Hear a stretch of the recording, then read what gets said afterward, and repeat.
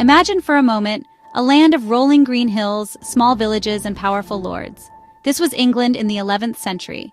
But just across the sea, in a part of France called Normandy, there lived a group of people with a really fascinating history. They were the Normans, descendants of fierce Viking raiders who had settled there generations ago. Over time, they had adopted the French language and customs, but honestly, they never lost their warlike spirit. Their leader was a man named William. He was tough, ambitious, and, well, incredibly clever. William ruled Normandy with an iron fist, always looking for ways to increase his power and influence beyond his own lands.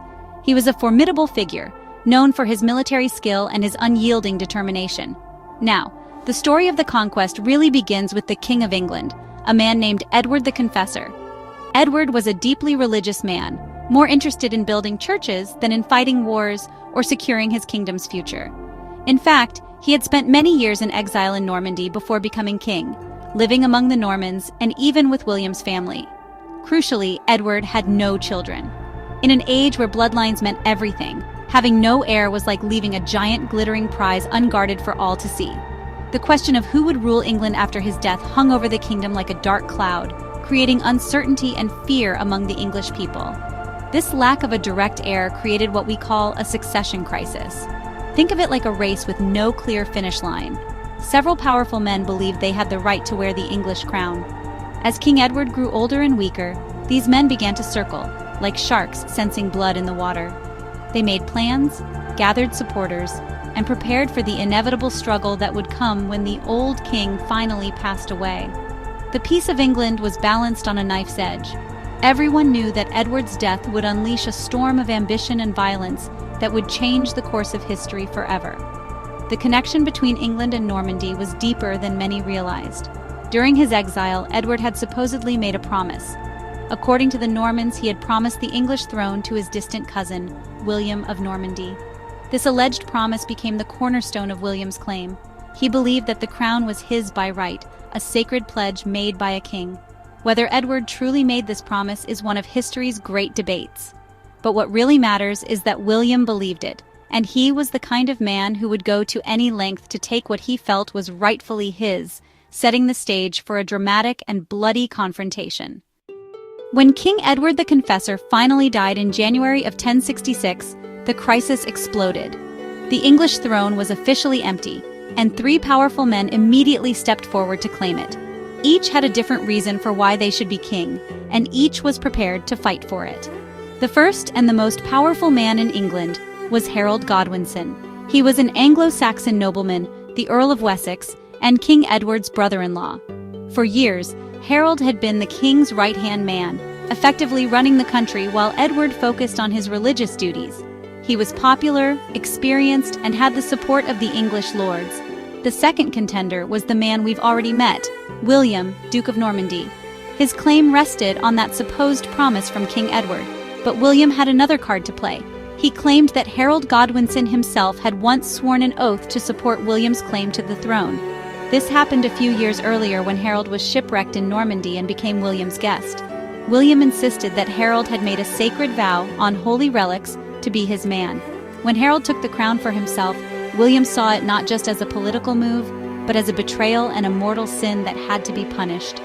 The third man in this dangerous game was perhaps the most fearsome warrior of them all, Harald Hardrada, the King of Norway.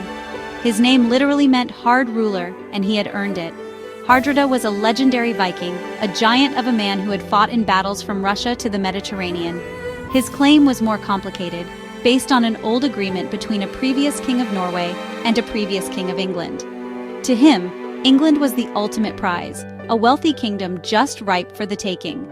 He saw the chaos in England as a golden opportunity to restore the great Viking Empire of the North. So the stage was set for a three-way conflict.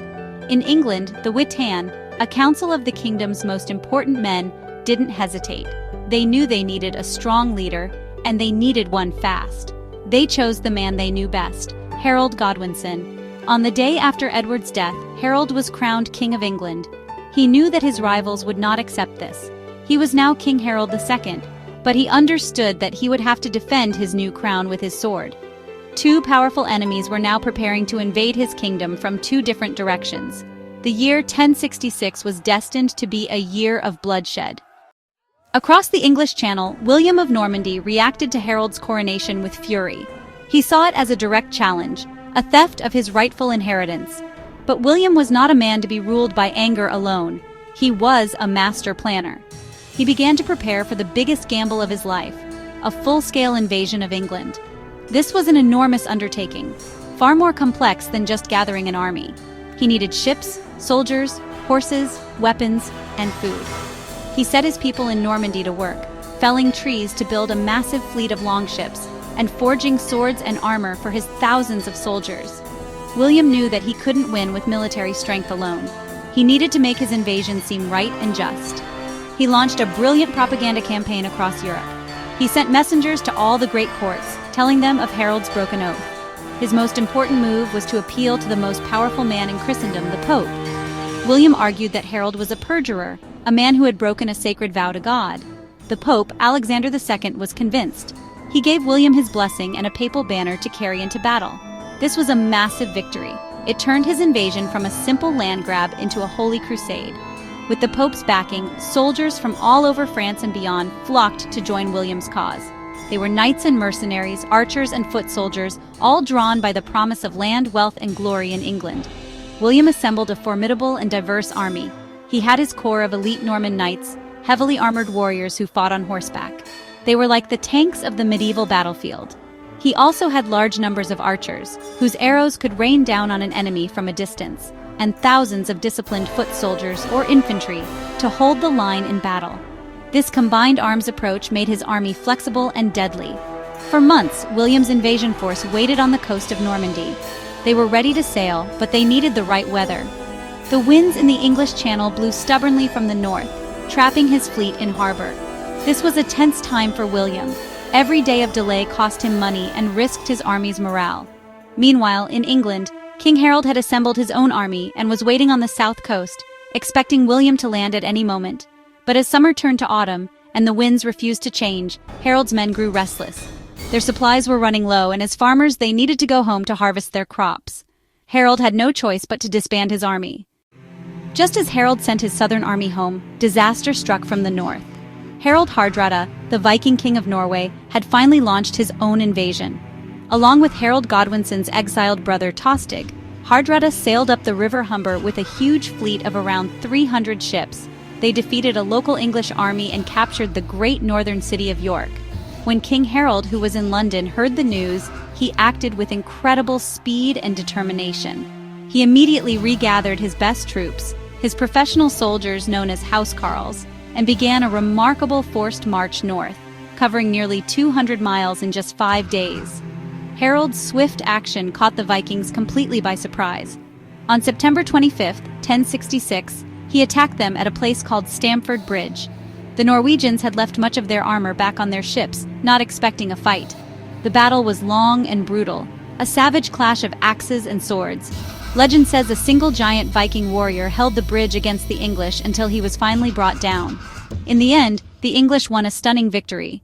Both Harald Hardrada and Tostig were killed, and the Viking army was almost completely destroyed. Of the 300 ships that had arrived, only about 24 were needed to carry the survivors home. Harold had saved his kingdom, but there was no time to celebrate. Just 3 days after his victory at Stamford Bridge, Harold received terrible news. The winds in the Channel had finally changed. William of Normandy had landed his army on the south coast of England at a place called Pevensey. He was now unopposed, ravaging the countryside, which happened to be Harold's own personal lands. Exhausted from his northern campaign, Harold had to turn his weary army around and march another 250 miles south to face this new, even greater threat. It was a heroic effort, but it meant his men would go into the most important battle of their lives tired and worn out from their previous fight and 2 long marches. On October 14, 1066, the 2 armies met on a hillside near the small town of Hastings. Harold chose a strong defensive position at the top of the ridge. His men, mostly on foot, formed a tightly packed shield wall, a near impenetrable barrier of shields and spears. For hours, the battle raged. William's army, a mix of archers, infantry, and cavalry, struggled to break the English line. The Norman knights charged up the hill again and again, only to be repelled by the disciplined shield wall. At one point, a rumor spread that William had been killed, and the Normans began to fall back. But William rode among them, lifting his helmet to show he was alive, and rallied his men. The turning point at the Battle of Hastings came late in the afternoon. William ordered his knights to pretend to retreat. Seeing their enemies apparently fleeing, some of the inexperienced English soldiers broke from the safety of their shield wall and charged down the hill in pursuit. It was a fatal mistake. The Norman knights swiftly turned around and cut the isolated Englishmen to pieces. They repeated this tactic, gradually weakening the shield wall. Then came the final, decisive moment. As evening approached, King Harald Godwinson was struck down. Accounts differ, but the most famous story, from the Bayeux Tapestry, shows him being hit in the eye by a stray arrow. With their king dead, the English resistance collapsed. The victory at Hastings did not make William king overnight. He still had to secure his new kingdom. After the battle, he marched towards London, burning and terrifying the surrounding countryside to force the English lords into submission. Seeing that further resistance was futile, the remaining Anglo-Saxon noblemen and bishops surrendered. On Christmas Day 1066 in Westminster Abbey, the church that Edward the Confessor had built, William, Duke of Normandy, was crowned King of England. His conquest was successful because of his brilliant planning, his powerful and modern army, and a vital dose of good luck. He had risked everything, and he had won the ultimate prize. The Norman Conquest changed England forever. The old Anglo-Saxon ruling class was almost completely replaced. William seized their lands and gave them to his loyal Norman barons and knights. This created a new French-speaking aristocracy that controlled the country.